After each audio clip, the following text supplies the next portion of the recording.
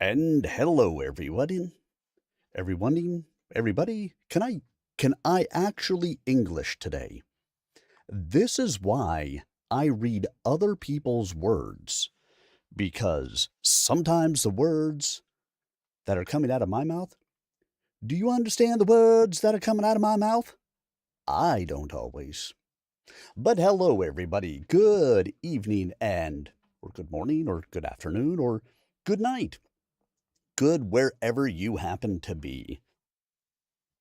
Tonight we are continuing with Spear of Destiny, finding Bucephalus. Who is Bucephalus, you ask? Well, that is a fantastic sounding question. If you'd been here along with us so far, you would have an idea of who Bucephalus is. But if you happen not to have been here with us and listening so far, well, you know what you're gonna have to do. You have yourself a couple of options. First, go to Amazon, buy the book, read the book, you find out who Bucephalus is. Option number 2, go and listen to the replays of the chapters I've recorded so far. All available on my YouTube channel, youtube.com/@SirArminius, or on Rumble. Just search Spear of Destiny. I have no idea what my page is actually called all over on Rumble. It would be too easy. Or option number 3, you can start listening now. And maybe as time goes along, we will find out who Bucephalus is once again. Because I assume we're in chapter 5. At some point, we must find Bucephalus. Am I wrong? I don't think I'm wrong. Either way, finding Bucephalus. We will find him. In fact, we have not found the Spear of Destiny yet, but what we did find on our last read was the Spear of Chaos. Now, it was a callback to a couple of, I say a couple of, to one book ago. Spear of Destiny is book 2 in this series. Book 1 was titled, if I remember correctly, Spear of Chaos. Well, there you go. If that was Spear of Chaos, and this is Spear of Destiny, that explains where Spear of Chaos came from. Well, our intrepid heroes tried to destroy the Spear of Chaos. They went to a medicine man. They all worked together to try to build up this gigantic bonfire that they were going to burn the Spear of Chaos. Well, it did not exactly work out how they expected to. So our friends in here, Rachel, Mary Lou, Carly, Sierra, Kenneth. There was another guy. I don't remember his name off the top of my head. I am sure we will find it again pretty shortly here.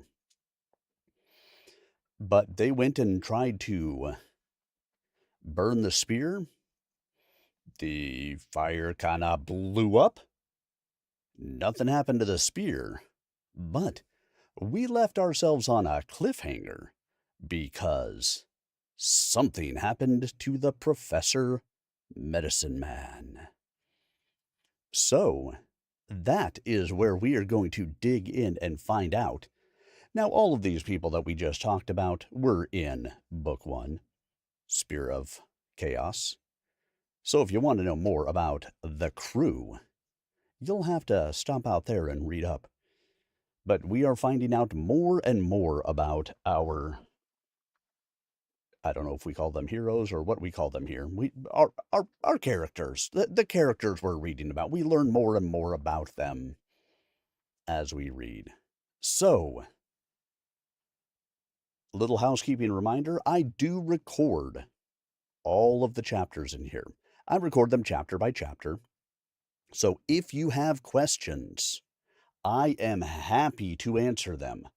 Whatever I'm able to answer, at any rate. I'm happy to get involved with you guys. I'm happy to chat. I'm happy to go through all of that. However, when I'm in the middle of reading the chapter, I'm going to read the chapter. I will be happy to engage in between chapters. Audience participation just doesn't work out really well when somebody is replaying the chapter later on. So, I will not be, chatting while I am reading the chapters. However, you are welcome to chat with each other. Jump into YouTube or Rumble or X or Twitch or Kick or TikTok. I'm on TikTok too. Hey, I'm all over the place. Wherever you want to be, jump on in and feel free to join the conversation. But on that note, if you happen to be in a cold place, get yourself a hot drink. If you happen to be in a hot place, get yourself a cold drink. Speaking of drink,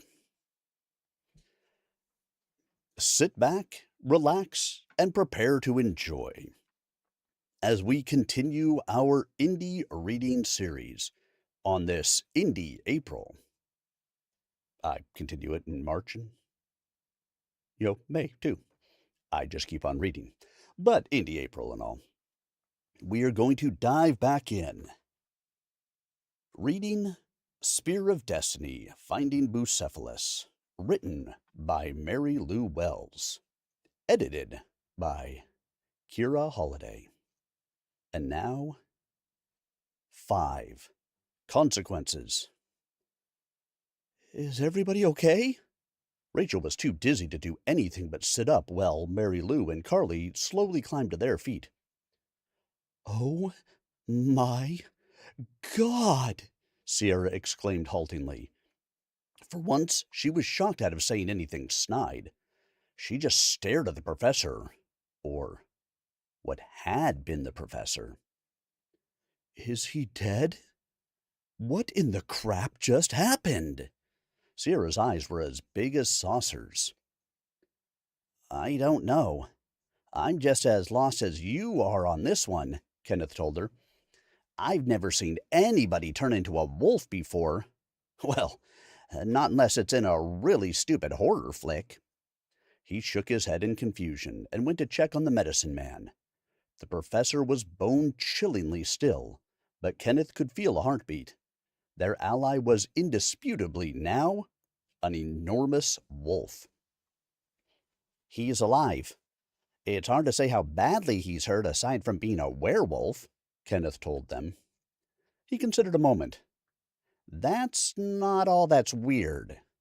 He stood and removed a lighter from his back pocket. Check this one out. This is new.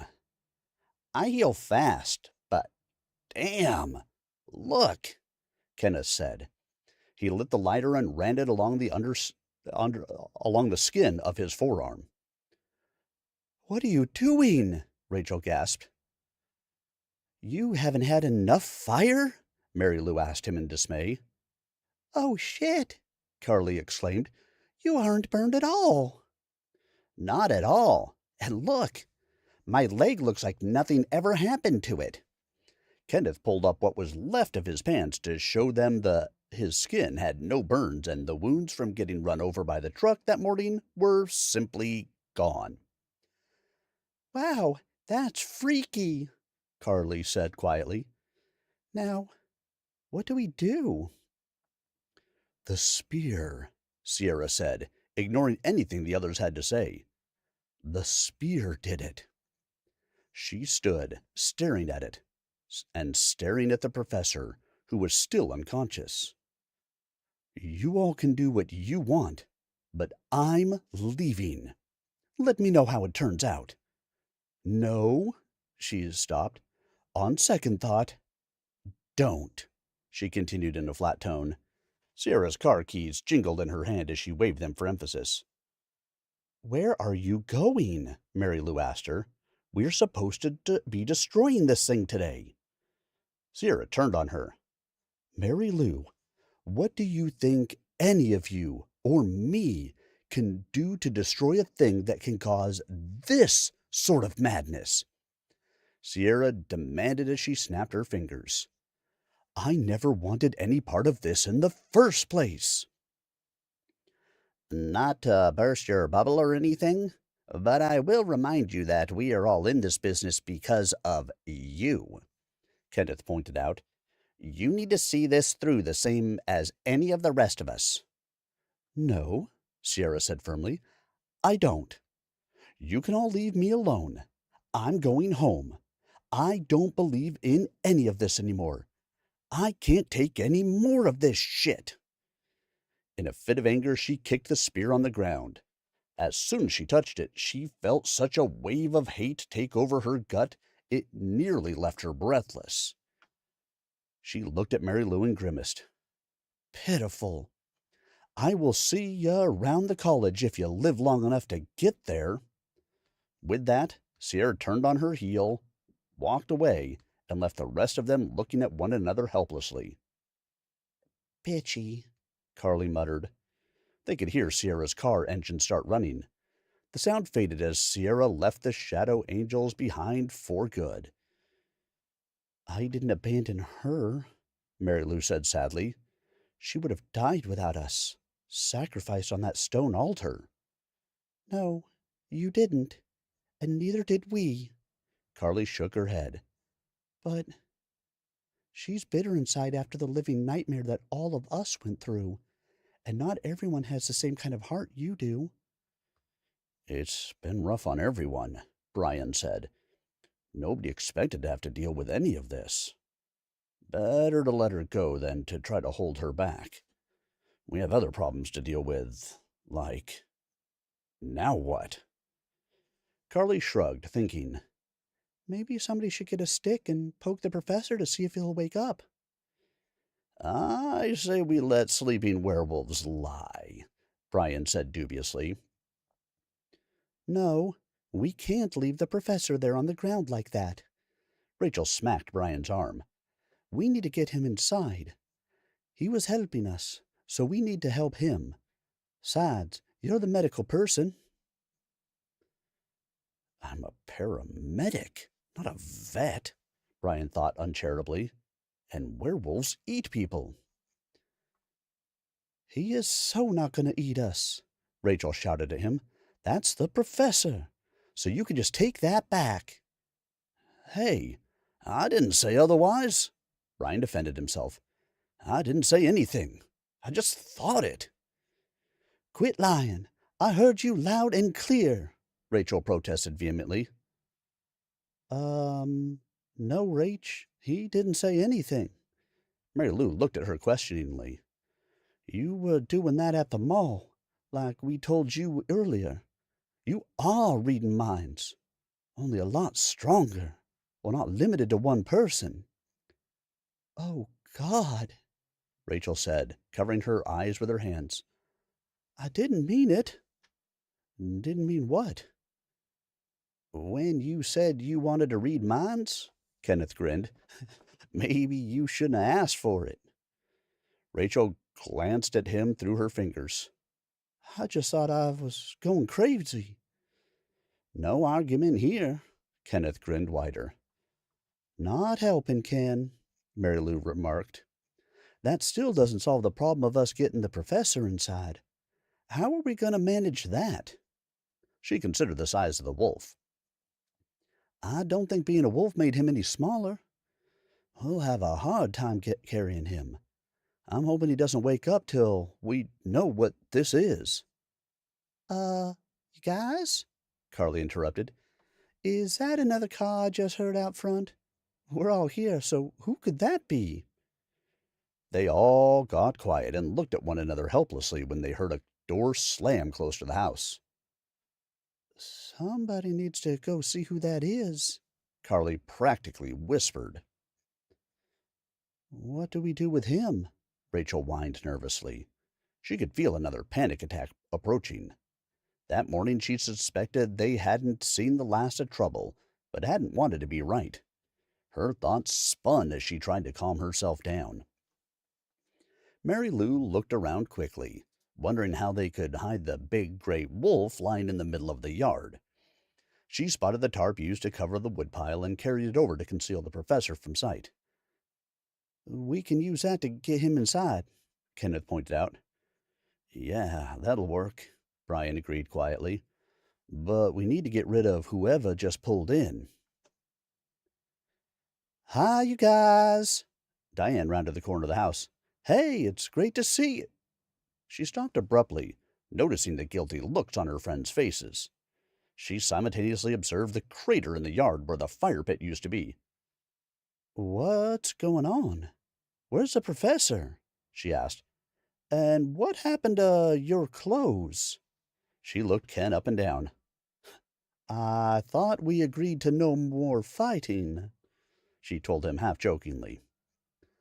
Brian started to try to explain. "The professor—" He trailed off. Unsure what to say, he gestured vaguely to the tarp on the ground. Diane put her hand to her heart and staggered as she gasped. "He's not dead, is he?" All of the shadow angels started talking at once. Not exactly. Maybe. No kinda." Diane quickly slipped into cop mode. "He is or isn't dead," she demanded in a stern tone that didn't invite argument. "Well, not exactly," Mary Lou stood forth. "But we do seem to have a problem." "Oh, for gosh sakes!" Diane stalked over and lifted the tarp. She stopped short. "Are you guys pulling some kind of joke or what? I thought you said this is John." "Well, it was the professor," Kenneth said. "We aren't entirely sure what he is now." Brian interjected. "Popular vote says werewolf." He bounced on his toes. Diane considered for a moment, looked at the teens, looked at the comatose wolf, looked at the teens again, and stated in a deadpan voice, "If it wasn't for all the other insane shit that gone down recently, I wouldn't believe a word of it." The coyote who had arrived with Diane made his way over to the group. Curious, he sniffed out the wolf. Instead of backing away or being aggressive, he nudged him with his nose, yipped, and pawed at him. Perplexed and smelling magic overlaying the professor's scent, the coyote sat down beside him before sneezing to clear the strength of the scent out of his nose. He looked up at Diane and waited for the humans to decide what to do. Diane looked down at the coyote dubiously. "You think that's John too, huh?"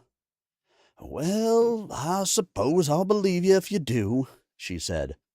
"First, let's get him in the house, and then you guys can tell me what on earth happened here to cause this kind of chaos. I see that thrice damned spear, so I assume it has something to do with this." They all pushed and pulled the large wolf onto the tarp. Together, Brian and Kenneth drug him to the house. They had some difficulty getting him up the steps, but still managed with Diane and Rachel's help. "After seeing zombies up and walking round, a werewolf isn't that much of a stretch, I suppose." Diane huffed and finally sat down on a cushioned chair with her legs folded under her. "But I want to know what happened. John's not showing any signs of anything like this before, or even any indication it's skinwalker magic. I've been here on the full moon, so what gives?" Mary Lou spoke up. "We tried to burn the spear in the fire pit out back. It exploded. Well, the fire did," she told Diane as she sat cross-legged on the floor. "Professor Holdeman was closest when it happened. It knocked us all down, caught Ken on fire, and after we managed to get ourselves together, we found the professor like this." She gestured toward the wolf on the tarp in the middle of the floor where they gently laid him down. "That's pretty much it," Carly agreed with her sister. The girl glared at the spear where it stood, propped in the corner as far away from them as possible, but still kept in sight. There was no scratch on it, or even a bit of char from the fire. She wanted to curse it and felt a seething anger wanting to bubble up inside her. Carly clamped down on it. "You're not gonna beat me, you asshole," Carly thought at it. "I win, you're dead, and soul trapped." Carly was becoming familiar with the battle of wills against the 1,000-year-old bloodthirsty artifact that was proving to have an intelligence all its own. Her attention was pulled back by the professor, who was starting to stir. An impression of the world spinning around him was the professor's first sensation. Next was awareness. Then the pain hit. Disorientation shook him as the wolf briefly wondered where he was. A soft layer cushioned a slick surface underneath him. The professor attempted to move, and he opened his eyes. A flood of sensation and new stimuli hit him all at once. The tarp crackled loudly as what had been Professor John Medicine Bear Holderman tried to move. As a wolf, he saw the room from the perspective of the floor, but everything was oddly discolored. His living room was unfamiliar to him, muted and yet filled with sharply vibrant aura halos. He moved, determined to sit up, but only ended up flopping around on the slick tarp like a fish out of water. He attempted to get up again and yelped loudly as his shoulder impacted the floor. "Easy, John," Diane said, and gently pushed him down onto the floor. "You need to get your bearings while we figure out just what happened to you." She avoided making any sudden move when he turned his gaze on her. "Blue spirit eyes," she muttered and sat back on her heels. "John has the brown eyes of his native ancestors." Diane looked over at the coyote sitting on the sofa with his head in Kenneth's lap. Brian absent-mindedly stroked the coyote's back from the other end of the couch. The coyote felt Diane's eyes on him. The animal looked back at her with pricked ears. The ex-cop considered him. The coyote's eyes also tended to blue. She'd come to understand that he was an avatar for a spirit of light, one of God's many allies. But even his eyes were not quite as brilliant as this. Diane looked up at the teens sitting around the room. Their expressions conveyed varying degrees of fear and concern. "He's not a werewolf," she said flatly. "The eyes betray that this is something with a spiritual root. He's not a skinwalker because this shape is not something he chose. It was imposed on him." "How can you be sure?" Rachel asked nervously. "I told Brian he won't eat us, but I watch scary movies too." Embarrassed, she laughed a little. Brian poked Rachel, who had leaned on the arm of the couch next to him. He grinned at her. Still smiling, he turned his attention back to the conversation and considered everything being said. "John's been teaching me native medicine path," Diane told them. "I come here every evening and we discuss the nature of things. One of his totems is the spirit of the wolf. Maybe that has something to do with this." The professor tried to speak. It came out as a series of yips and barks, which startled him into silence. He lay back and looked expectantly at Diane while he thought hard. The room stopped spinning, so that at least was an improvement. What happened? The professor thought back to right before the blast of power had hit him. He reached out mentally for the familiar mind touch of his spirit guide and felt no answer. Could that thing have... Damned spear? He closed his eyes and forcibly pushed away the tide of grief to deal with later. He then opened his eyes and assessed his unfamiliar body with his eyes. Okay, so I'm a wolf. Shay must have protected me somehow, or it probably would have killed me. Spear of chaos indeed. He growled low in his throat. Hey, at least that's neat, he thought. Running his lengthened tongue across his new fangs, he considered further. Am I stuck like this? Okay, think like a dog. Maybe I can get up? His friends watched the professor work out how to operate his new body shape. Diane reached out and helped to steady him as he very deliberately and carefully rose to his feet at last. Rachel gasped. She held her breath for several moments before slowly letting it out. "I think I can hear him," she exclaimed. "For reals." She looked around at the rest of her companions. "We can all hear him." Dan gave Rachel a questioning look. "He obviously can't talk like this." "No, I mean, I've been reading minds all day already, but for some reason, I can hear the professor in my head super clear, like he can talk." Diane's eyes slowly widened, and she looked at Rachel intently. "Telepathy. With everything that's happened, what if?" Diane started to say, and then trailed off hesitantly. "What if?" Mary Lou asked. "What if all of us got more of a gift or something, even if it's just temporary?" She said. "I know I'm on the shaman's walk now, but there's something else." Kenneth pursed his lips and sat up straighter with the coyote not moving from his lap. "Like what?" "Well, we have to destroy the spear, but maybe they're giving us special powers. I know it sounds far-fetched, but Rachel is reading minds. Mary Lou can mess with the weather, which we already knew. Carly has foresight and—" "Watch." Diane glared hard at the spoon Kenneth had put on the table. "I just figured out I could do this last night when the TV remote was across the room out of reach." The spoon flew off the table and into the floor with no one touching it. "So, what's my special physique superhero power if they've got telepathy, weatherworking, and you've got telekinesis?" Kenneth asked. "Eating?" Mary Lou giggled. "Ha ha! You're so not funny," Kenneth said. He wasn't laughing. "No, listen.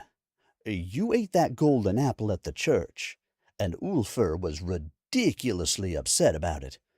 We don't know why exactly or what it was for." Carly thought hard. Vaguely, she thought she remembered something. "I looked stuff up about Norse legend after we put the Viking down. Eden's apple," Carly said. "It's supposed to be food for the gods, according to legend." "Idun's apple," Kenneth corrected her and stopped cold. "The apples of Idun convey immortality, but surely that can't be right in this case. In Norse mythology, it's said that the Fountain of Youth feeds Yggdrasil, the world tree, and the fruit of the ash tree keeps the gods young. Now I remember that Ulfur muttered something about it right before we killed him." Rachel smiled at that. "And I'm thrilled he's gone, but superpower? Maybe it takes a superpower to eat those."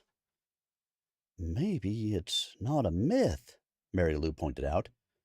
"We just found out that a lot of things we thought couldn't possibly be real really are real. I know I'll never look at anything the same way again. Perhaps what we see is barely the tip of the iceberg. Who knows what else is actually out there? Maybe, since you ate the apple, you'll figure out what it means." "I just want to know how you get an apple from an ash tree. Figure that one out," Kenneth observed, shaking his head. He looked at Brian, who was still listening without comment.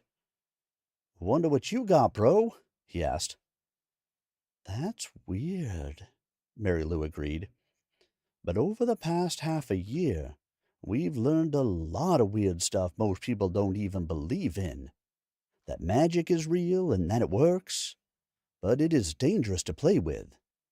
And also that reincarnation is possible under special circumstances." Mary Lou stopped and looked at Carly pointedly, then continued. "We also know that spirits are real and they can actually hurt us. and that we are all gifted people. We also discovered we can handle much more than we ever thought. And if we think about it hard, we've already done more in 6 months than most people do in a lifetime, Mary Lou said. Kenneth agreed. You got that right. I'm still not sure how we got roped into this crap. Yeah, so what? Mary Lou considered John, now sitting up beside the coyote. We have another problem. I know we just lost Sierra, but we can find our solutions. I think there's more out there that we don't know, but we'll find out. Carly nodded thoughtfully throughout Mary Lou's attempt to try to cheer up the group. Hey, yeah, shadow angels, remember? She leaned in and high-fived her sister. Exactly, Mary Lou said with a grin. We do good shit. They all looked at her in surprise at the uncharacteristic strong language. Carly wasn't fazed, however, and high-fived her again. Diane nodded at all of them and held up her hand to stay further debate. Diane thought hard about what the girls were saying. I agree, folks. We can and will figure out what to do with the spear, and we definitely need to explore the psychic issues, as I said.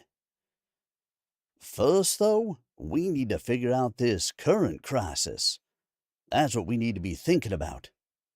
Does John's transformation have something to do with another gift we were given that we need to solve the next problem, or is it a fluke? One thing I'm sure of is Rachel can talk to the professor using her newly discovered gift. We have a start. I don't know how this works, Rachel began. It's kind of just been happening at random on its own with no rhyme or reason to it. Brian finally spoke up. Well, Mary Lou and I have done some astral travel. You can probably do something similar. Since you hear him already, just talk to him. If that doesn't work, see if you can trance. I know Ken's worked with you guys on meditation, right? Rachel nodded. Yeah. She looked at the wolf intently, thinking at him as hard as she could. Nothing, she said flatly in frustration. Carly looked across the room at Kenneth. Ken, you usually lead. Why don't you guys sit down with him on the floor and have Diane help, since she's worked with John? Here, I'll move, Mary Lou offered. She unfolded herself to exchange places with Kenneth. The coyote hopped down to settle on the floor beside Diane when she took the sofa. As always, the human's prickle of magic or energy use drew the coyote's rapt attention. After a couple of false tries, Rachel, with Diane and Ken steadying her, worked out that she wouldn't be able to simply think at the professor in wolf form because he couldn't hear her. However, they found they could talk to him verbally, and Rachel could listen to his mind speech in reply. His yips and barks were similar to speech, but John couldn't force his throat and tongue to make more than a close approximation to syllables. Once they had a method to communicate with him, he could haltingly talk to them. Diane's guess had proved close to being correct. His mind's okay, Rachel translated. It's just his body's affected as far as he can tell. She sighed. Thank God, she added. He says the idea of eating anybody is just gross. That's one worry taken care of, Carly said grimly. The rest of them nodded their relief. But that's not nearly as fun, Kenneth interjected with a lopsided grin. Rachel turned to glare on her friend. Really? Kenneth grinned at her and clacked his teeth together. He had to duck to avoid Rachel's swung fist. I was kidding, girl. What else is he saying? He's saying he might eat you anyway if you don't stop being a smartass, Rachel told him. Careful, dude. Rachel has a wolf, and she's not afraid to use it, Brian chuckled from behind Kenneth. That wasn't primarily what Diane urgently wanted to know, although she felt relieved that John posed no threat. She waved her hand and shook her head. Never mind that, y'all.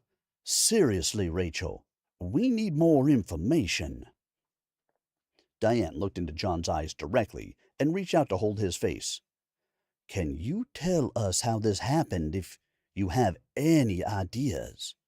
she asked him, and waited while he yipped his answer. Rachel paid rapt attention to the thoughts behind his vocalizations. "The spear," she said. "Okay, but what? Shay. He's saying Shay." Rachel wrinkled her forehead and looked at Diane in confusion. "Dead. Sort of?" Diane looked sad. "We've had another casualty in this war," she told all of them. "As I told you, John has, or had, a spirit animal, a wolf spirit guide. Wolf was his totem animal in addition to bear. Shay's first instinct would be to protect his soul friend from a spiritual attack. However, I'm not sure how it causes this change. John?" She addressed her friend with the question. Rachel listened intently. "He says that Shay blocked the spear of chaos when it attacked and saved his life. It went for blood of its own doing. It killed Shay instead of him. But Shay isn't gone per se. Just on him, kind of like a skin.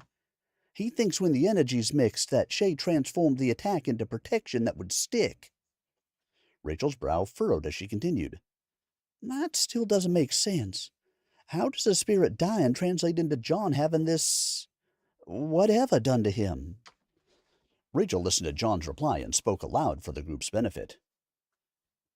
"True sacrifice has power. Will and self-sacrifice even more so." Kenneth hummed aloud. Much like Christ's sacrifice for all, but targeted to one person?" Diane broke into the conversation. "That makes more sense than most of the rest of this, to be honest." "So, does that mean stuck, as in he's stuck like this? Or can he be a person again?" Mary Lou asked. "He doesn't know," Rachel said after a pause. She shook her black hair out of her face and shrugged. "Ah, I hate you!" Carly spat at the spear propped in the corner. "Even dead, Ulfa's evil still insists on living." "Rich." Malevolence rolled off the artifact. The room suddenly seemed to close in on them. Mary Lou felt like gasping for breath, even though it didn't feel like an asthma attack. Kenneth suddenly felt unexplainable rage and the desire to rend something with his teeth. The wolf and coyote both growled low in their throats. Rachel couldn't stifle a strangled squeal as all eyes went to the spear of chaos. "Now it's talking to me. I heard it too," Carly said with narrowed eyes. Tension tightened her muscles with the overwhelming desire to break it over her knee. "Me too." Brian looked around with goosebumps raised on his arms. He tried to rub them down to no avail. The rest were nodding as well. "Me as well." Diane looked worried. "I thought we were going to be done with this today." Rachel began to cry. "Maybe Sierra was right to just walk away. I don't know if I can take much more." Brian looked grim. "Don't let it get to you, Rachel. It's just trying to rile us." Diane stood up, staring at the spear. "We don't need to discuss anything further with that thing present," she declared. "Carly, take the spear outside for a few minutes, would you? I want to test something. I just had a thought. What if the spear's presence is causing John's difficulty?" Carly retrieved it and headed out through the kitchen to the back door, despite her disgust at laying hands on the cursed weapon. Diane gestured at Carly's disappearing back. "Everybody go with her, please. I don't think anybody needs to be alone with that bloody thing. I will stay with John in case something happens." All of the teens filed out to the backyard. The screen slammed behind Rachel with a loud bang. Diane settled in for her vigil in the silent house and waited. Carly carried the spear to the edge of the yard. Brian grabbed a chair for her as he passed the wrecked fire pit. The preteen plopped down in the offered seat. Diane has a point. On the other hand, there's no guarantee getting this stupid thing away from him is going to fix it, Brian said, when they had regrouped at the end of the mowed grass. Not likely without complete and total destruction, Kenneth pointed out. We are going to have to come up with a working solution. And fast, Mary Lou finished for him. So, does anybody have any more bright ideas? Brian asked. Oh, you don't want to try chopping it up again? Kenneth teased. He crouched beside Carly close to the spear. Now that all was quiet, Kenneth considered the undamaged shaft, the Nordic runes, and the intricate metalworking on the blade. He inwardly shook his head. Like your idea was any better, Mr. Holy Fire should work, Carly responded. Fire obviously isn't going to cut it. Carly pursed her lips. Unless we have something a lot bigger and harder. A blowtorch, maybe? What about we blow it up with fireworks? Rachel's words sounded with some bite. What else? Kenneth considered her suggestion. Probably too dangerous given what's happened here. It would take some really powerful, strong heat to melt that thing down. Or maybe a chainsaw if the axe isn't strong enough, Brian said. Grind it up into sawdust, maybe, Rachel added. If we could figure out where a mill is. Mary Lou sighed and looked at the house. Regardless of what we do, I think today's a wash anyway. We need to get it away from John, so we might as well plan on taking the spear home and continue this as soon as we can get together again. With her back turned to Carly, she failed to see the beginning of what happened next. Rachel, however, choked on her next breath. The whispers that had been at the back of her head since her telepathic gift showed up were drowned out by a single new voice. Multi-layered and grating, the voice seemed to claw at her very identity. Though Rachel had not seen Ulfr's possessed dagger kill the skinwalker, she had been terrified by her friend's description of what had happened at the satanic church where so many died. She'd had nightmares of what she was seeing. The hatred Ulfr had carried with him as a constant companion since his childhood found a home within the Spear of Chaos. It seethed as it listened to the intent of those around it. In the failed attempt to kill the shaman, the expenditure of energy had left it ravenous. Fear flavored the air. More pressing, however, was the bright aura of power around the carriers of the hated bloodline around it. The bitch Ingegard's descendants had accomplished her revenge and completed Lord Loki's plan, but now they were an annoyance. Their light energy was infiltrated by its taint, perhaps just enough that it would be able to feed onto their deaths. Rachel's fear became its conduit to influence the fabric of the world around it. The Spear of Chaos worked its way into Rachel's wide-open mind with aware precision. Her mental barriers shattered, and it took delight in the violation of her mind the same way Ulfr had once delighted in violating the bodies of his victims. Rachel's scream echoed in two different levels of reality as the entity within the spear struck with lightning swiftness. Choked and unable to move, she could not warn her friends of the shadowy figure that suddenly loomed large in her sight. Tendrils of darkness seized the young woman, stabbed psychic barbs into her, and began feeding. Empowered, the Spear of Chaos expanded its attack to envelop all of them. The Skinwalker's stolen gift rendered all of them unable to see and began pressing the air out of their lungs. Mary Lou had barely managed to turn when Rachel screamed. Kenneth recognized the method of attack. Only the imposed paralysis kept him from cursing aloud. He seethed inwardly and felt the emotion of his hate cause the darkness to constrict further. The gentle brush of warm fur against the exposed skin of his leg distracted him from his fury. A soothing purr vibrated against him. The red cat! Kenneth remembered his kitty friend's presence at the same time he realized he was suddenly, inexplicably, free to move the moment the cat touched him. He didn't stop to question how Skuld's cat had broken the spell on him. Instead, Kenneth moved quickly against the spear's attack. He was closest to Carly, who could also not move as she held the spear. Kenneth rose from the ground, already in a spinning snap kick to get it out of her hands.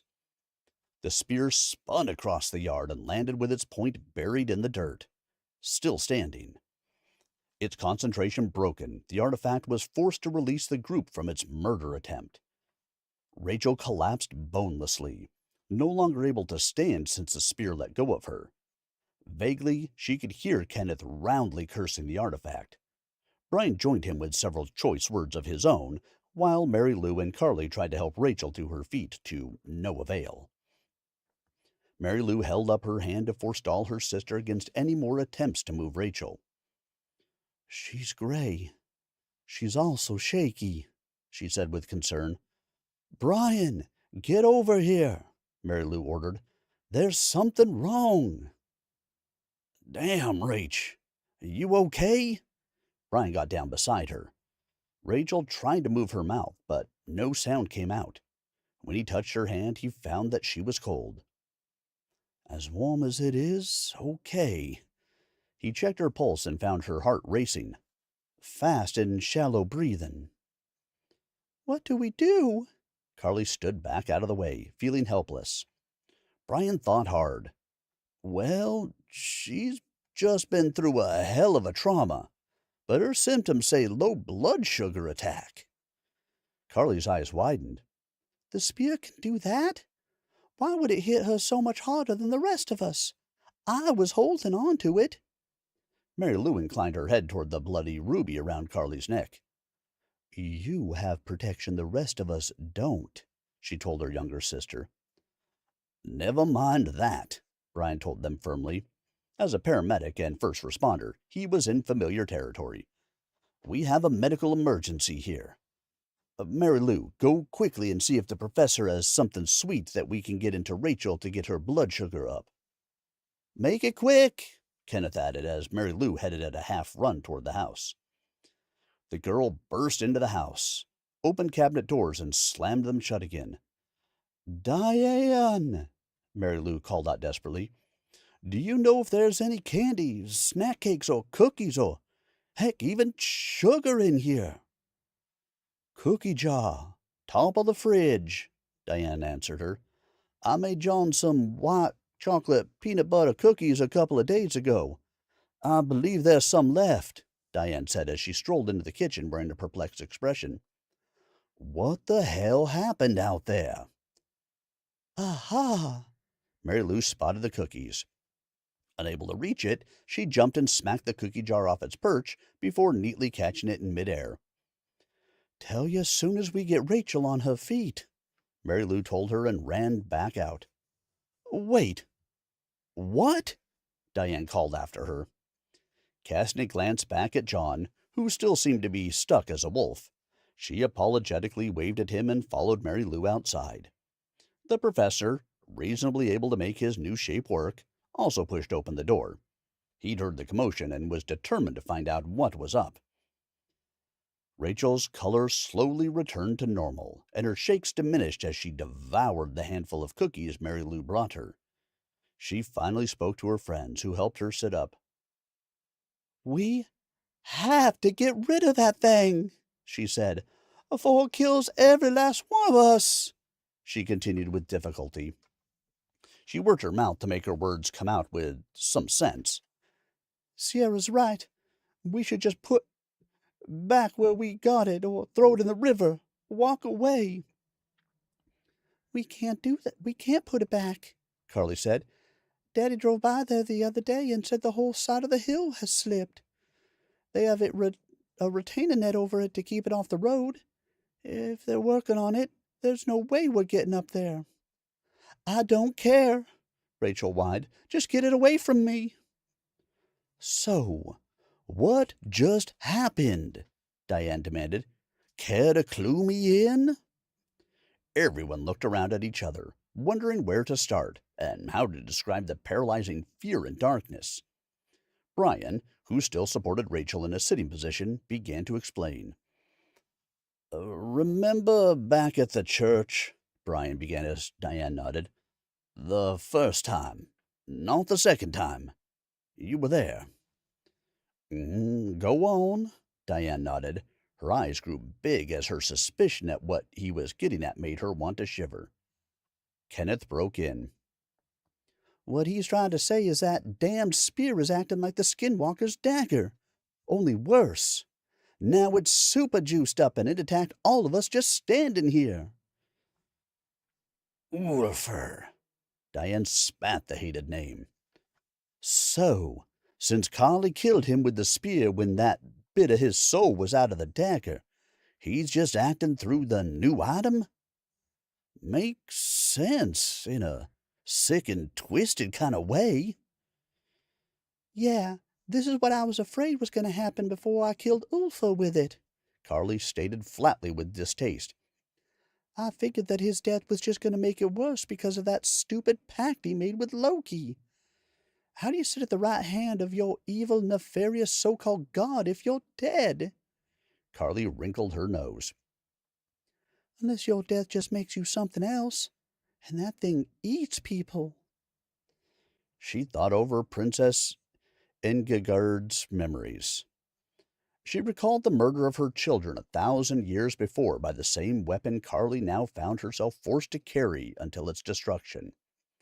The girl shivered. Brian continued in a subdued tone. "We were talking about how we were going to break it up or get rid of it, in front of it. The Spear of Chaos is as self-aware as Ulfa was in life, or at least half-life since he wasn't really what you'd call alive," Diane said. "Yeah, and this is the same way Skinwalker got his ass handed to him," Kenneth mused as he rubbed at a smudge of dirt on his face. "He had his own plans, and Ulfa didn't like it. Now we're the next target." Diane turned the problem over in her mind and came to a decision. "Don't tell it any more of our plans. We will have to watch it until we figure out what to do. Carly, wrap it up and put it in the car, and you guys get it out of here. We'll plan our next move out of earshot." "What if it does it again while my sister's driving?" Carly wanted to know. "We don't really have a choice right now," Diane said firmly. "We have got to get Rachel home. I'll see to her and the professor. Just get that thing out of here so I can clean up its mess." "I'll see Rachel home," Brian told them as Carly wrapped the spear back up. "Fine. Call me later and we'll go from there," Diane said. And hello to Mary Lou. Good evening. Happy to have you here. Gandor 401 Carry Blue 3. Can listen while multitasking. Absolutely. That is the joy of audiobooks. Samet Yasar 8532. Hello. And Shadowed Fang. Hello, hello. Look at that. We might have ourselves an author, we might have ourselves an editor, and we have you guys. You guys are here with us for the reading. And yes, poor John, stuck in the body of a wolf and has lost one of his spirit guides. It's not a very nice thing for him. And then the Spear of Chaos just decides to go hog wild and try to take out the lot of them by eating them all psychically. Probably not exactly what you want to have happen to your younger teen people. But, hey, they survived. Thank you, Kitty Cat.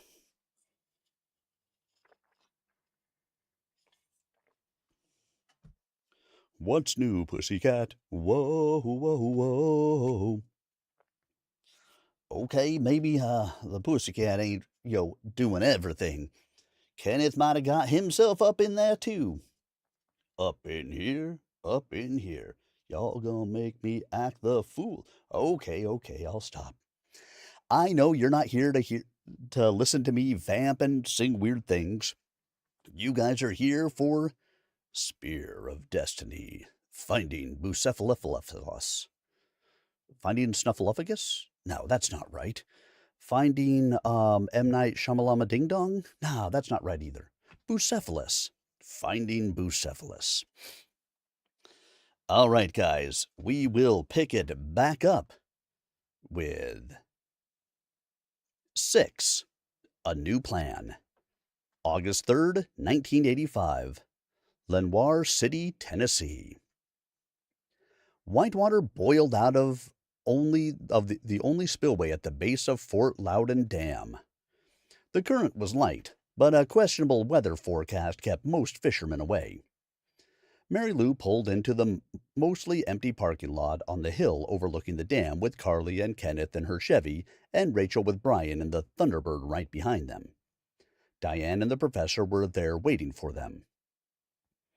Out of concern for the medicine man, they chose a spot on the opposite side of the parking lot from his small powder blue Toyota hatchback. Kenneth and Mary Lou got out and walked over to the professor's car. Student paperwork from his college classes littered the back. They saw Diane with the near human-sized gray wolf in the vehicle's back seat. Mary Lou's heart fell. She let out a sigh and addressed them both. She forced herself to sound more cheerful than she felt. "Hi, guys. No luck with the professor turning back into himself?" Diane looked worried. "Oh, actually, he did about a half hour after you guys left with the spear in tow. But about 20 minutes ago, John and I were sitting here perfectly fine, and then he started having something like a seizure.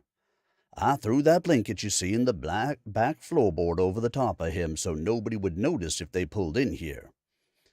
Thank goodness they didn't.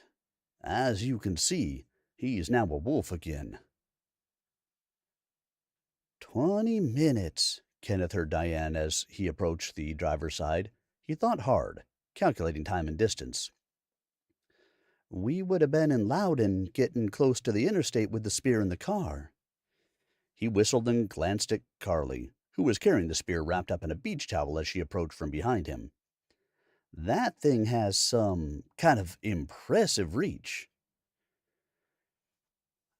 "What makes you say that?" Diane bit her lip and involuntarily shuddered. She looked around for the rest of the group and noticed Rachel standing back away from everyone. Diane thought Rachel looked grim and frightened. Her own comfort level was non-existent with the spear this close.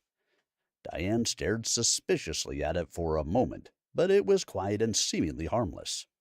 She knew that for a lie, and steeled herself mentally. Kenneth cleared his throat and leaned on the car, looking at his friends. The professor didn't look injured, but he took up the whole back seat of the small Toyota hatchback. "Because," Kenneth began, "we would have been about 8 to 10 miles away. It is 20 minutes from south of the river to Loudon. That's a long stretch for some kind of raw spiritual effect." Diane glanced again at Carly, who was holding the spear. "One wonders what else it can do and what other effect it might have at that distance." Kenneth just nodded and agreed. "Yeah." "Why don't y'all quit chattering about it and get it out of here?" Rachel finally spoke to the rest of the group. "Good idea." Diane nodded. "We should get this over with, John." She looked back at the professor, who showed no sign that he wanted to get out of the car. Instead, he just laid his ears back and glared at the spear as Carly passed by with it in her hands. They headed to the steep ramp that led to the walkway below the dam. The sidewalk continued for a stretch alongside the churning water. Rachel, who led the group, began to hang back so that she trailed behind. Kenneth led the way to the river and the water's edge. "They're not letting a lot of water through the turbines," Brian bounced eagerly. "It's too bad we don't have fishing poles with us," he said. Mary Lou looked back at him doubtfully. Yeah, but we have other things to worry about today. Kenneth broke into the conversation as they walked. There should be some good fish in here. I've heard there's some massive fish in this lake. How big? Carly asked, looking across the lake at the swirling waters beneath the dam. Big enough to take your head off. Kenneth grinned at Carly's widened eyes. Some of the fish in this lake are as big as you are, he said.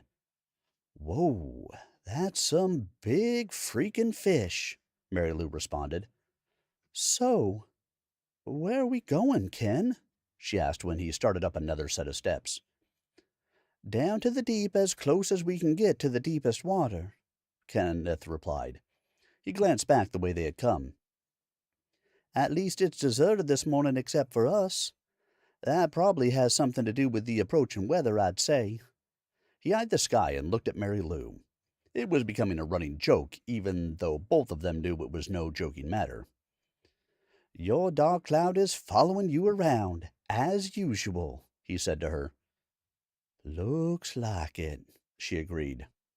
Mary Lou peered at the quick-moving layer of clouds above them. Another thunderstorm threatened. The sky along the horizon was dark, and thunder began to roll. In response to the cloud cover, the water turned dark gray. Ominous, Diane muttered almost under her breath. That storm is moving almost as fast as the current, Brian agreed in a subdued voice. We shouldn't be standing out here when it hits. Mary Lou can keep us safe, Carly said confidently. I can't while we are here, Mary Lou answered. I don't have any control with the spear this close to me. It's like everything is going wrong all at once. What do you mean? Diane asked her. I couldn't find my keys this morning. My tire was flat. I had to air it before we could get started. And there were 2 wrecks on the road between home and here. She shook her head in wonderment. Although I hardly think the spear could be responsible for all of that, though. Maybe not, but it has demonstrated incredible power to harm and a long reach. I don't think we can underestimate it, Diane pointed out. No argument there. Mary Lou nodded and watched Carly hand the spear to Kenneth. Upon taking the spear in hand, Kenneth felt an immediate surge of hate, lust, and desire to kill, all wrapped up in his emotions as soon as he touched it. My God, he whispered, and nearly doubled over from the tension that took hold of his muscles. Determined not to let the spear distract him from his purpose, he bounced it in his hand 3 or 4 times to get a feel for its weight and balance. With the spear held over his head like a javelin, Kenneth walked down the steps to the edge of the churning water. As he did so, the siren horn on the dam sounded warning simultaneously as the gusting front of the storm hit. White-capped waves on the lake threw spray into their faces. With a blinding flash of lightning that split the air, the heavens opened up with a downpour. In seconds, their clothes were soaked. Visibility was reduced to just a few feet. The spillway of the dam opened and changed the character of the lake. Moments before, it had been only a strong current, and with the additional water flow, it was far more violent. Despite the wind or the rain, Kenneth drew back and, with full strength, attempted to hurl the spear as far away from himself as possible, only to find the spear refused to let go of him. As he hit the water, a mocking sense of triumph from the spear of chaos met his dismay as it pulled him beneath the raging waters of the spillway. Powerful enough to rip an average person apart with thousands of pounds of force behind it, the current swirled around Kenneth as he finally managed to let go of the spear, which sank to the bottom point first. Even in the murky water, the spear gleamed darkly as a black miasma streamed out from it.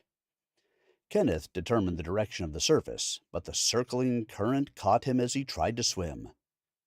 Looking up, He recognized that backlit against the light from above him was the supple shape of the only shark able to live in both fresh water and salt water. He watched as it attacked another fish the size of a small Volkswagen. It bore the other fish to the bottom and bit it in half. Fish blood and miasma from the artifact attracted the attention of other denizens of the murky water. From Kenneth's perspective, every living thing in the river suddenly went mad. He found himself at the center of a feeding frenzy. Desperate to defend himself, he grabbed at the only weapon to hand as the sleek shape of the bull shark sliced through the water straight at him. The Spear of Chaos allowed itself to be picked up and used as a weapon to fend off the blood-crazed predator. It easily cut through the water without typical resistance and speared through the shark's body. Black veins crawled over the shark's skin from the puncture. In Kenneth's hands, the spear shuddered and poured a sense of pleasure into him as it fed.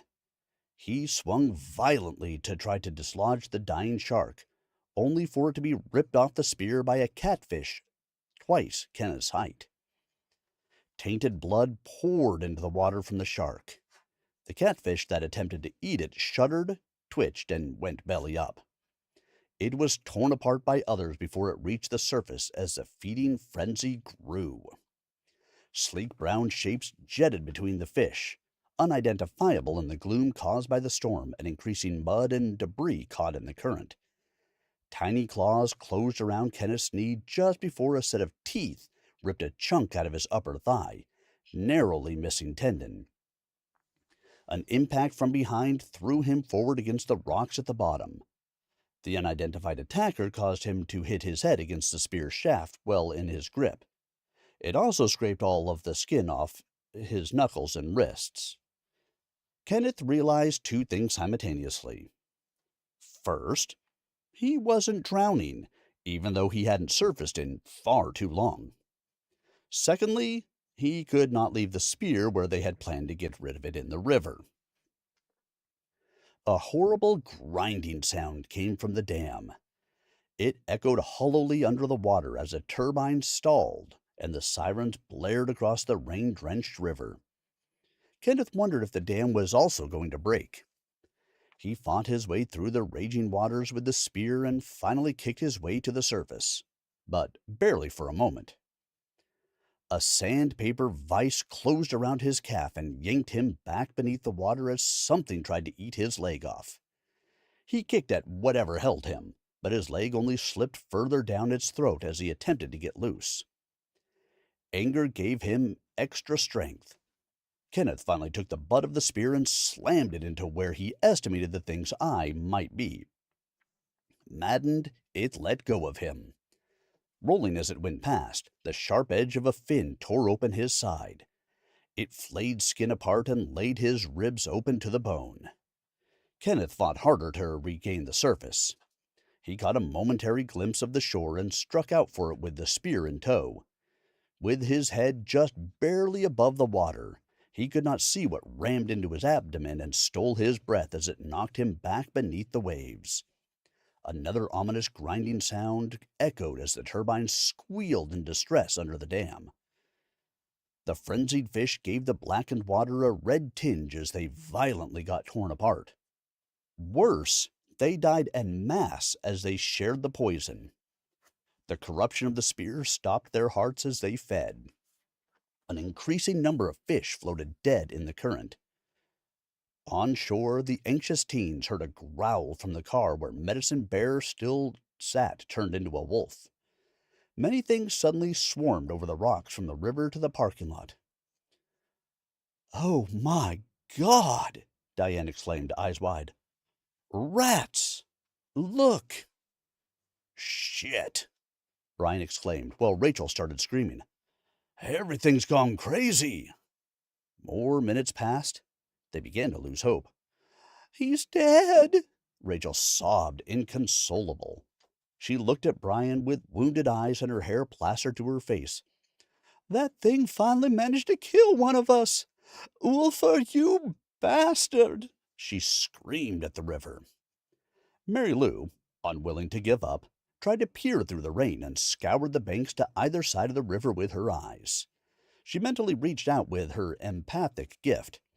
She could still feel Kenneth's presence. "No, he's not dead," she screamed back at Rachel. "We have to find him." "It's been at least 20 minutes," Brian argued. "There's no way." "I know he's not dead." Mary Lou was crying but determined. "Wake up, Mary Lou. There's no way anybody could have survived that." Brian tried his best to comfort Rachel by holding her while attempting to make his other friends see logic. "It's time to go. We'll call the rescue squad and have 'em dredge for his body. It'll only take 'em about 5 to 8 minutes to get here. I can call them from my EMS radio in the car." "You can go," Mary Lou snapped through chattering teeth. Goosebumps covered her arms as she tried rubbing them to warm herself in the drenching rain. She was too upset even to try to reach out for the storm to calm it. "I'm staying right here," Mary Lou declared. She peered through the water pouring down her face. "I know he's coming. I can feel it." She trailed off hopefully. The logic was beginning to war with even her conviction. It had been too long, and the minutes were ticking away. She knew Brian had a radio. The rescue squad would be on their way soon. "Either Ken's dead, or he isn't," Carly shrugged. "We can't do anything. You can stand here and argue about it, but I'm going back to the car and out of the rain." Mary Lou turned to glare at Carly's departing back. Her mouth was open, and her eyes were wide with surprise. For that moment, Carly's cold response chilled her to silence more than the wet droplets running down her neck. She watched forlornly as the rest of her friends walked up the ramp. Mary Lou scoured the raging current one more time before she, too, gave up and walked away. A splash caught her attention, and she gasped. "There!" She turned to yell at the others, but they couldn't hear her over the thunderstorm from the parking lot. Kenneth finally surfaced at the water's edge with the spear in hand. Grabbing onto a large rock, he steadied himself as he spit water and gasped air. "Ken, are you okay?" Mary Lou clambered over the rocks and grabbed him to help him up onto the bank. "I've been better," he said, gasping. "We need a new plan, though. This thing is too dangerous to leave just lying around." "We're running out of ideas," she said as she half pulled, half supported him up the walkway. Her eyes were big, and she shivered in the cold rain. Icy fingers seemed to trail up and down her back with the proximity of the spear. "I know," he nodded, "but we should have known better than this after that last attack. It's not going to go easy." His tone was grim. "What happened out there?" Mary Lou asked through chattering teeth. "Everyone thought you drowned." "I should have," he said definitively. "It's only by the grace of God I didn't. Currents are so strong I couldn't surface or breathe. Everything was crazy stupid. One of the turbines broke after the spear hit the water. There's no way I could leave it." "We'll figure it out later. For now, let's get you warm and dry," Mary Lou said. "I'm just grateful you made it out of there." Her relief made her forget her reserve, and she slipped her arms around him. "I seem to be immortal," Kenneth began with an indrawn breath and ended with an ironic chuckle. "Well, if we had to be stuck with this damned thing, at least there are some perks." He checked his wounds, which, though raw, were already closing. Rachel interrupted him while he was still trying to speak. She only had eyes for the spear Kenneth held and completely ignored what he'd said. "How dare you!" she screamed shrilly. Rachel's frustration and fear found voice. "What are you doing? That thing is supposed to be gone, gotten rid of. You had no business bringing it back up here." "Damn, Ken. It's been 45 minutes at this point, and Loudon Rescue is on the way, but Rach is right. We need to be done with this thing for good." Brian pointed at the spear. "I'm glad you made it out of there alive, but we came out here to get rid of it. What gives, man?" Kenneth handed the spear to Carly, who took it reluctantly. "Somebody better have a towel or something," he said. Brian happened to have a spare shirt in his trunk. Kenneth wiped the water, mud, and blood off his face as he explained. Diane and the professor stood by, listening quietly to the conversation. Diane looked worried but felt helpless. She had also thought the boy was gone, drowned in the river. "Here's how I see it now," Kenneth said. His expression was grim as he looked around at the group. "If we leave it out here, it's going to get serious fast. Spear of chaos, right?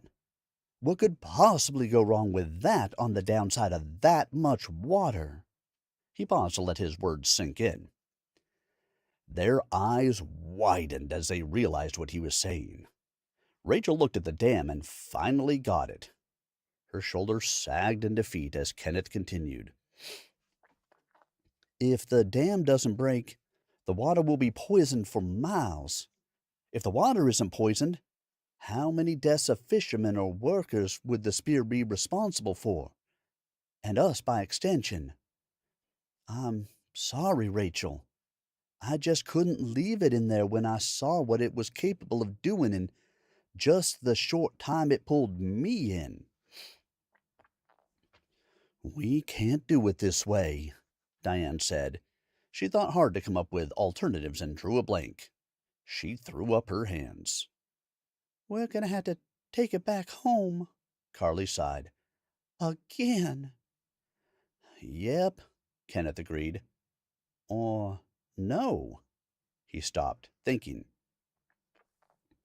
"It needs to go back to your place, Carly." Brian's expression was bleak. "We can't do anything else today either." "It seems to do the least amount of damage at Mom and Dad's," Mary Lou observed. "Probably because they're already so dysfunctional." She wrinkled her nose. "And because nobody is messing with it there," Brian pointed out. "Probably," Mary Lou agreed.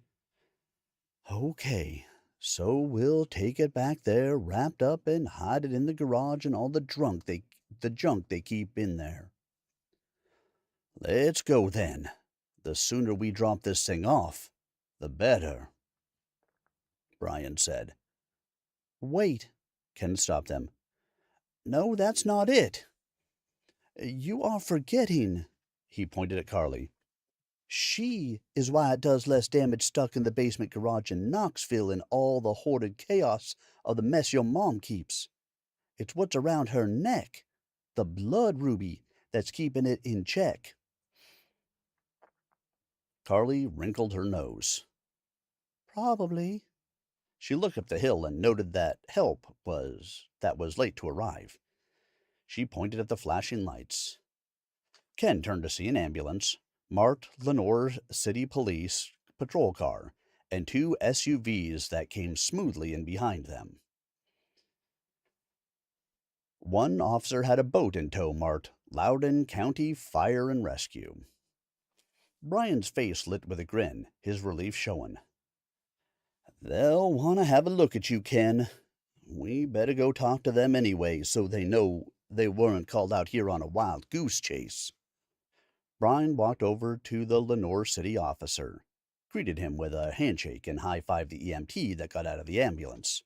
Kenneth joined them. The others stood back watching while Ken went to the back of the ambulance where the EMTs looked at his injuries. Mary Lou felt almost shocked at what had just happened. She could tell from their wary eyes and pensive faces that her friends weren't happy either. Carly was oddly resigned and quiet.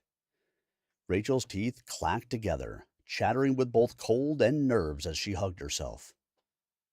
"We have to do something," Mary Lou said softly, "before one of us dies for real." Diane moved closer. "You're right, Mary Lou," she agreed. "I've seen enough death and trat already because of that thing and its maker. Ken's right. We can't leave it someplace without an active guard. It's dangerous. It's clearly capable of attacking and manipulating its environment. Maybe it'll be satisfied for a while, though, after this little incident. I hope, anyway. I hope this will give us time to figure out what our new path will be," Mary Lou said. "Girls, after witnessing this today, I'd say we don't have the time to play around any longer," Diane replied. "We need that new plan now. Despite the magic ruby, I suspect that taking it back to a child's house, even with protection, is a bad idea. Sooner or later, the spear will be found, and how's she gonna explain it to her parents? If they try to get rid of it not knowing what they have, that would be a highly volatile situation and put other lives at risk." "So, what do you suggest?" Mary Lou asked. "We'll take it for now," Diane said flatly with distaste. "I'm an adult. I live alone. Our coyote friend is there to help guard it, at least part of the time. As an avatar, he has some spiritual protection of his own." "Then what?" Mary Lou asked pointedly. "I'm not done," Diane told her and looked to her sister. "Carly." "What?" Carly asked. "You're gonna have to give up your necklace," Diane told her. "But I'm charged with holding on to both things," Carly objected in a plaintive tone. Diane didn't entirely ignore the young girl's narrowed eyes and tight lips. Did she see a glimmer of possessiveness over the spear? Was it taking hold of her after all? "You don't have a choice, child," Diane pointed out. "Ken is right about the stone. The blue binding beads are gone. Those were the only thing holding the fractured spirit of Ulfa in check.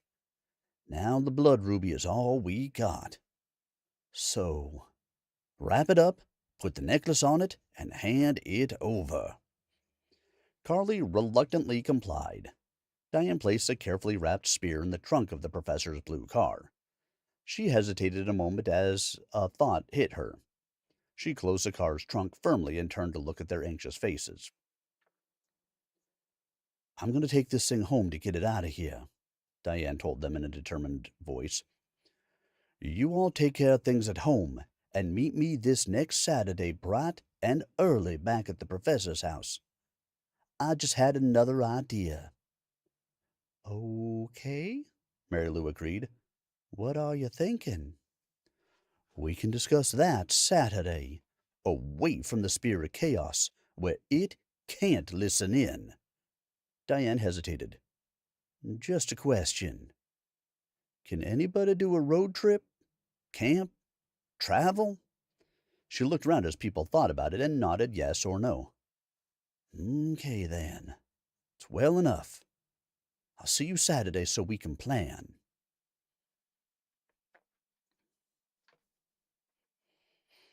The end of Chapter 6. And we're about an hour and a half into the stream, so I'm not going to try to get into another chapter here. We will pick it up again after this. Not leaving off on, the professor turning into a wolf this time, though. We're better off. So, a couple of things. If you guys didn't happen to be in the YouTube channel, even though the name of the town looks French, it is pronounced Lenore City by locals, despite it being spelled like a French word. Can't keep it, can't break it, and certainly can't throw the spear away. We just had a mission to the moon. should have put it onto a spacecraft, taken it out into space, and flung it into the void. Now, granted, this is back in the 1980s. Not sure when our space missions were around then, but it's a thought, isn't it? Just what you want. Astronauts out in space with the Spear of Chaos. And Fort Loudon Dam holds back a huge reservoir of water. You fish on the downside part. So they leave the spear there, it poisons all the water, all of the fish come through, all poisoned, the people eat it, the people die. It's bad for everybody. That is why they could not leave it, ladies and gentlemen, boys and girls. All right, everybody. Well, thank you so much for coming along to spend this evening with me, the Spear of Destiny, finding Bucephalus. Assuming the rocket doesn't blow up, yep. Be our luck that it would hit the sun and make the sun go dark. Poof. No. Yeah, that would be bad. Well, once again, if you guys enjoyed the reading today, if you caught only a part of it, I will have the videos of the chapters put up onto the YouTube channel a little bit later this evening, YouTube and Rumble. Just search Spear of Destiny and you can probably find it. Or search by my name, Sir Arminius. That's my handle on both of those. YouTube.com/@SirArminius and whatever the heck Rumbles is. In addition, I will have all the chapters up through chapter 6 posted on there as of this evening. 5 and 6 go up tonight. If you have not already and you are enjoying the book, as I am, remember, this is book 2. You got to go pick up book 1. I didn't read book 1. You have to go pick it up and read it yourself. And you can pick up book 2. Should be out there and supporting our author. Written by Mary Lou Wells. Edited by Kira Holiday. Go out there. Support them. Buy the book. It is Indie Author Month. What better time to get out there and support your indie authors than now? Buy many of the books that I have read. You could get Telefrog. You could get Spear of Destiny, Spear of Chaos. You could get Gifted. You could get, Travels in Thailand. I can't remember the name off the top of my head at the moment because, of course, my brain doesn't work that way. You could get any of the number of books that I have read. There are lots more coming, everyone. I have a backlog behind these books. We have books to bring us probably into at least August of this year. Constant reading. Gotta love supporting them. But make sure you get out there and support your indie authors. Have yourselves a wonderful rest of your weekend. I will be back to continue this reading on Tuesday. I hope you will come along and enjoy. If you cannot make it, you can always catch the chapter replays on the YouTube or Rumble channels. Have yourselves a wonderful evening. I will see you guys again soon. Good night, all.